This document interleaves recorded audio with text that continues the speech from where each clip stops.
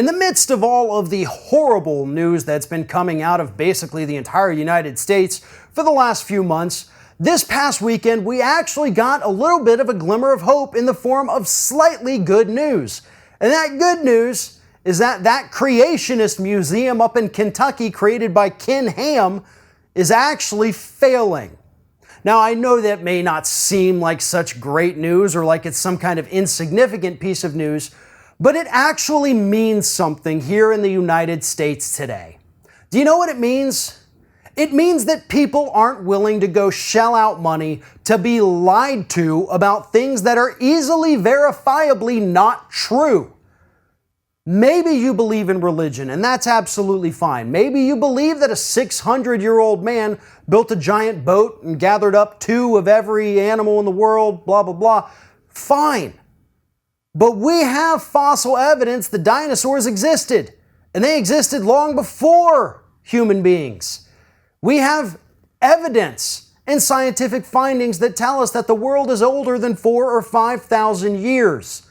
And so it's good news that this museum is failing because it tries to undo the scientific education that we are giving our children and that we ourselves have learned. But Ken Ham, again, the fundamentalist who created this whole thing, isn't willing to go down without a fight. According to Ken Ham, the reason his Creationist museum that is shaped like a giant Noah's Ark is failing is because of those darn atheists. Now, Ken Ham didn't exactly explain how atheists are somehow sabotaging attendance at his park, but in his mind, it's the atheist's fault. Maybe he thinks the atheists have reached enough people in the United States to turn us all into godless heathens, as he would say. But the truth is that people don't want to be lied to, and they sure as hell don't want to pay money to go be lied to. You know, talk about a bad investment. And furthermore, Ken, if you're such an intense fundamentalist, somebody who believes in the literal word of the Bible, why didn't you just ask God for a bailout, right? I mean, if you are allegedly doing His work, doing what He wants you to do, why isn't He helping you?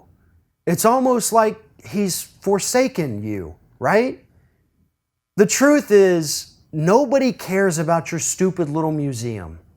Nobody cares that you're trying to warp the minds of children in the United States with your backwards teachings.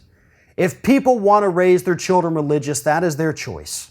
That is something they can absolutely do, and there is nothing wrong with that, as long as those children also get a proper scientific education and learn what's real and what's a belief.